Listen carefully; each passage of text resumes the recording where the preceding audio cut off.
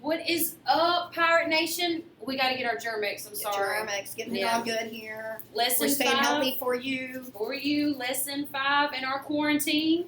And we are what? We are investing for seniors. Investments for you guys. All right. We hope you guys have missed us as much as we have missed you. And so we're ready to start rocking and rolling again. All right, so we are talking today about investing. We have talked about budgeting. We've talked about debit and credit cards. We need to spend a few moments talking about investing. This is where you make money. This is what you want to do. This is good stuff right here. So investing is the idea of you do something today that it's going to pay off in the future. We've talked a lot about businesses investing in themselves, like buying new capital, equipment, stuff like that, so that they can produce more later. Well, you need to invest in yourself financially. Okay, so this is a long-term plan that we're thinking. We are talking about things like buying real estate, stocks, bonds, even your savings accounts, retirement funds. You might have heard of IRAs or Roth IRAs, mutual funds. These are all accounts that you buy now that you hope over the long term is going to grow in value. Real estate almost always grows in value. Almost always. There's times maybe where it has dropped in value if we're in recession. But over time, usually real estate values will continue to increase. Stocks and bonds, they're a little more volatile. We're going to look at that in depth in just a moment. We know right now the market has been going crazy with corona everywhere.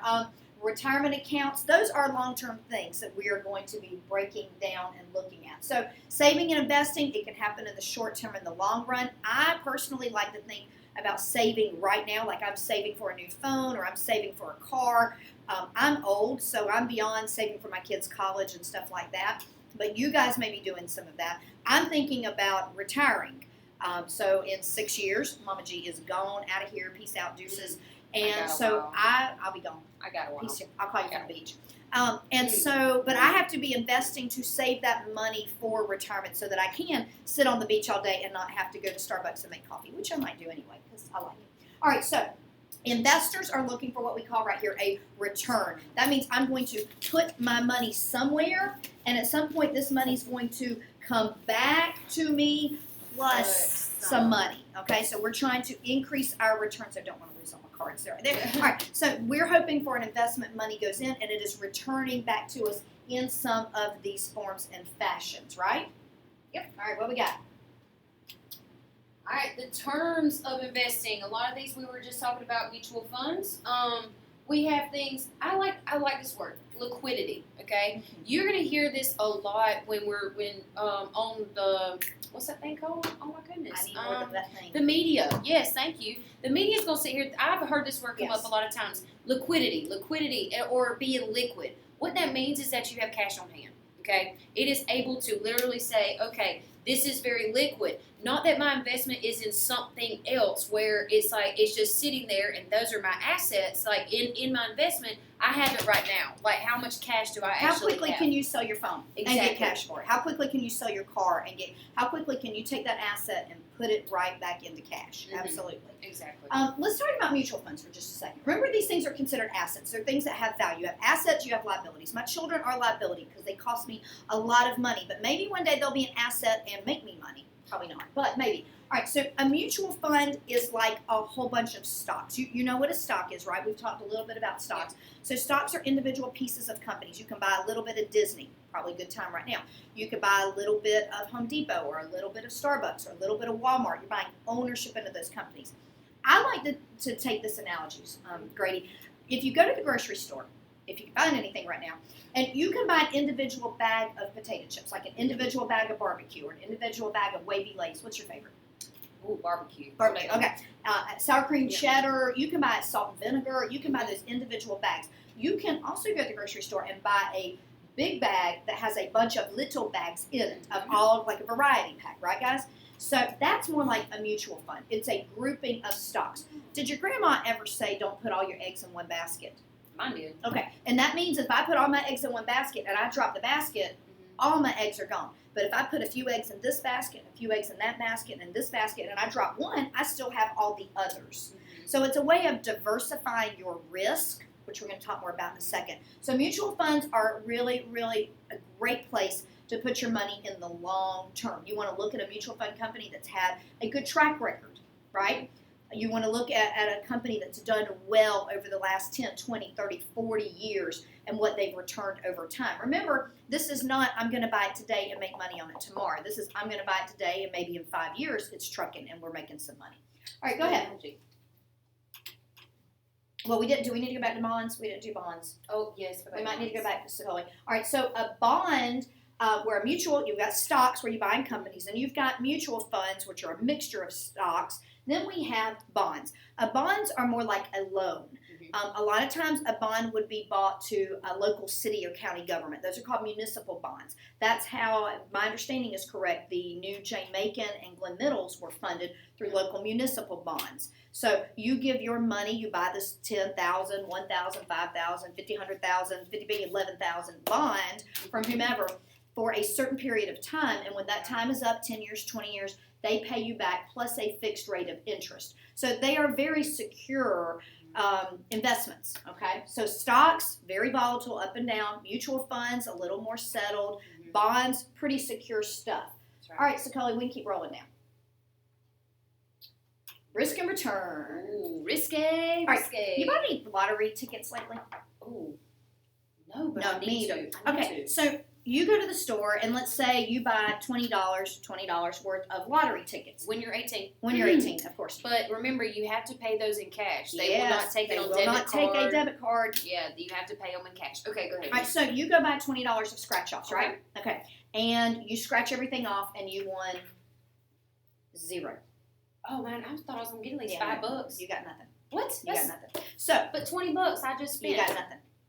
You got nothing. So That's crap. she had a very, very, very high risk there. Mhm. Like you might as well just throw the $20 bill out the window of the That's car. a lot of. That's a a lot. lot. Of You know Popeyes how long chicken it takes sandwiches. to make $20? Like That's you not guys make a minimum wage. That's 3 hours worth of work. You just threw out the car. Anyway, now, but the potential is there. Get your $20, Okay. and let's suppose that you won $500 off the scratch off. Probably not going to happen, but it is. Oh man. Probably not. All right, so So good. risk and return are the same way. Remember that concept of money returning back to you? So she took a really high risk because remember in the round one, she got nothing Right. back. But the potential is there that she could win $1 million on a scratch off. But the chance of it, Minimum. about that much. So when there is a very high risk, there is a very high chance of return. And the opposite is also true. When there is a low risk, there's low return. If you go put your money, your extra money in your mattress at your house, it's pretty safe, right? I would Unless hope so. their Coach Grady finds it or your dog chews it up. If your dog chewed it up, that would be really bad. Yeah, I think we need to do daily reports of how the Grady's are surviving together for 4 weeks in quarantine. They're fine. They're fine. They're Ooh. fine. They're fine. My goodness. So with Yep. My with extra that, 100 you go $100. stick that money in your mattress, Okay. right? Okay. And it's safe. Mhm. But she's making 0% interest on it. Not It is good. not earning her anything. Very safe, very low risk, very low return. Mm-hmm. On the other end of that, you've got the lottery, Mhm. all right? And in between, you've got all those other things. Mutual Yep. funds are kind of in the middle of that. Stocks are a little more risky. Bonds are a little less risky. CDs are even less risky than that. So the concept here, the idea is the higher the risk you take on an investment, the higher the chance of return. The lower the risk, the lower return. And you got to be real careful with that because, we talked about inflation. What's inflation? Okay, I know you just said a general rise in prices when prices go Yeah. up. Thanks for that answer. And so when inflation occurs, if you're not earning any interest on that money shoved in your mattress, you're actually losing ground. So you've got to at least attempt to earn enough interest to keep up with the rate of inflation, right? Because like Oreos, they used to be cheap. Oreos are not cheap, Oh, especially the mint ones. Not cheap. not Not exactly. cheap. Okay. All right. So what we got here? Risk and return. You got the concept, right? All right, interested, because you're so interested in this interest. video. Yeah. There we go. All right, here we go. Well, I want to talk about in the investment side where you've got the differences between simple interest and compound interest, and then we're going to feed off each other. And Coach Nicole's going to jump in here too a little bit about loans, especially with student loans. And we talked about simple and compound interest. Simple interest, you got to think it's real simple. You just going to keep on with that principal amount. So principal, I'm not talking about Mr. Turner, No. even though he's awesome. Okay, but we're not talking about that. We're talking about principal as in the initial amount that you borrowed, okay? Or in this case, if I'm talking about where I'm taking my money, Grady's extra money, and I might have a savings account. And I look at it and I say, okay, now here is my $100, and that is my initial amount. Whoop, there it is. Okay, the initial amount. There that it is. Whoop, There used to be a whoop, song. There There it is. Yeah. Whoop. Okay. Yeah, we got this. All right. So my $100 goes into that account. I open up the account and I say, all right, this is my principal where I'm starting at. Every time it's going to be kind of like the same simple interest. So it goes back to the principal. It's a rate and it's over time. But it's not growing. It's growing very, very, very slowly. Okay. Now let's say that I go to compound interest. It's going to accumulate. So now if I take this $100 and I have let's say it compounds monthly or compounds quarterly, which would mean every 3 months. But if I'm talking about monthly, let's just say one time a month. So now they give me, let's say 5%. That's pretty good, I feel like. 5% interest on my $100. Well, if I think about that 5%, that money, I don't know, help me out, math people. What's 5% of 100? It's $20, right? There you go. There we are. All right, so $20. Guess what? They said, all right, here we are, 100. Now it's got 120 in it. Okay. Then so now I'm not going back to that principal amount. I have to add that interest in it, and that's the $20. So now it's based off $120, and then the next time it'll be based off even more and even more. You see how my money is growing. Stack it Yes, up. stack it up. And it's growing exponentially quicker. So if you're thinking about how your money grows, and we'll be talking about what happens when instead of investment, what if we're talking about when you take out a loan, when you borrow that from the bank? That's bad. So interest is a great thing. If you are investing, compound interest is your friend. If you are investing, you want compound interest because you want that interest growing on the interest. That is how you accumulate wealth over time. And that's how interest is accumulated on stocks, bonds, mutual funds. Now, simple interest, if you go to buy a car, we flipped over to borrowing money, right? We were talking about investing. All right, so we're flipping over to borrowing money. So like if you go to buy a car and you borrow $10,000 for a car, it is almost always going to be a simple interest. So 5% interest. So when you buy that car, it is $10,500. That's simple interest. Compound interest grows on the interest, which grows on the interest. So when you are investing, compound interest is your best friend. When you are borrowing money, compound interest is your worst enemy. We see compound interest on typically credit cards and student loans. Usually will have that compound interest. And sometimes if you go to borrow money at places like a furniture store where you finance furniture or things like that, they will have compound interest as well that will just absolutely kill you. Didn't you have some stuff for us, Sicoli? Yeah, to put it in perspective for compound interest for student loans, let's do a little bit of really depressing math here. Oh, he's kind of like the thought bubble. Thought bubble. All right, so my wife had to take out about $100,000 in student loans, $100,000. This is for her law school. She got paid to go to undergrad. So the average interest rate for student loans is about 7%. All right, and so instead of compounding monthly like a credit card or a car payment, all right, it compounds daily. Daily. So Did you hear that? Daily. His student loan debt is compounding daily. So if we take this 7% divided by the number of days of the year, which is how many? 366 this year. Yeah. Oh, well, we're going to do 365. All right, so that comes out to the wrong number. 1 second. He's doing my kind of math right there.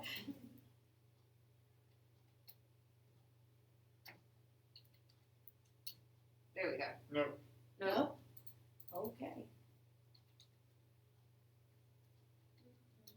Yeah, it just comes out, it has the negative exponent. All right, and so if we multiply that by her student loans now, it should come out to the amount that we owe every day. Oh. So every day we owe an extra $19.18. Every day. Every day. It's growing by $19. So tomorrow, instead of paying debt on $100,000 of student loans, we're paying debt on $100,019. And so that interest rate is just going to keep growing. So if it's compound interest, you got to pay it off as quickly as possible. Otherwise, it's going to build and build. By the end of the week, it's going to be $100 more if we don't pay it off. Yeah. And so we've got to pay this off as quickly as possible. Otherwise, it's just going to get out of control. Absolutely. Debt snowball that we mentioned earlier. They're going to kick it. The good news is, I will say this, the good news about the type of degree that her loan debt for is a career where she can earn significant income. So at least she chose a field, if she's taking out student loan debt, where she will have good income, not like underwater basket weaving where Liberal arts. philosophy, I mean, Oh, what are you going to do? Okay. All right. So now let's talk about what's going on in the real world today. So we talked a little bit about stocks and bonds. Stocks and bonds are traded on what is called the stock market. And there are a few different types of stock market. The Dow Jones is the big one that we've been looking at. There is the S&P 500, which are like the 500 biggest companies. The Dow is like the 30 of the big Mac Daddy companies. The NASDAQ is typically tech stocks. And so you can track these every day. And we know that the market completely responds to whatever the government and the Fed are doing in fiscal and monetary. Remember, we already talked about fiscal and monetary policy. And so when the Fed does something, when the economy starts getting to a situation we are like right now with this recession and this quarantine and time a little bit more. All of that, reminder we're in quarantine here. So the stock market starts responding to these actions. So Coley, you want to show us what you got? Yeah, so again, the Dow Jones is just the average. Oh, I haven't done the thing. It's just the average of 30 different businesses like Apple or Microsoft, Chevy. Big corporations. And it takes together the average prices of these. So what we can see is these average prices growing over time. Like if we look at it over 5 years, been mostly growing. This follows that business cycle. But over the course of the last 6 months, it's been kind of turbulent. So it's been growing, and then early February or mid-February, it took a really big hit. And so what we see is the stock market responds to our government, right? So around February 28th is whenever our president announced a big tax cut bill. So he did that to try to get people excited about business again, to try to get people spending money again, because less taxes means more money in your paycheck. So when he did that, we had a big jump in stock prices. The next day, though, with the fears of coronavirus, dropped back down. Well, then the Federal Reserve, they're announcing cutting of the discount rate. Mr. and Mrs. Sicoli wanted to move into the house in the back of their neighborhood. Now we're really excited to buy this new house. We're more likely to buy it, so the economy goes up. But people just get more and more fearful, and so these stock prices drop. A lot of it's demand. People don't want to spend all their money right now, but a lot of it's supply. If we can't get in bolts or brake cables from China, well, we can't build cars. That's right. And so, as a whole, this follows the average of all of these companies. Some of them are doing really poorly, like Microsoft or Chevy. Some of them are doing really well right now. If you look at Texaco or Amoco gas stations, they're doing great now. The gas prices are cheap. Well, and I noticed a few moments ago when we looked that Starbucks stock was significantly down today, and I think that's probably in response to the fact that they have shut down being able to go in and sit down and have your coffee. You can go in and get it to go, but not being able to sit down. Of course, Disney is down because the parks are closed. But we'll continue to watch this and see what happens. Over time is the key here, this long term that we talked about. So over time, when all of this settles down, when people get back to work and businesses start opening up again, the stock market will respond and it will come back over time. All right. All right. Peace out, guys. Yeah. Oh, yeah.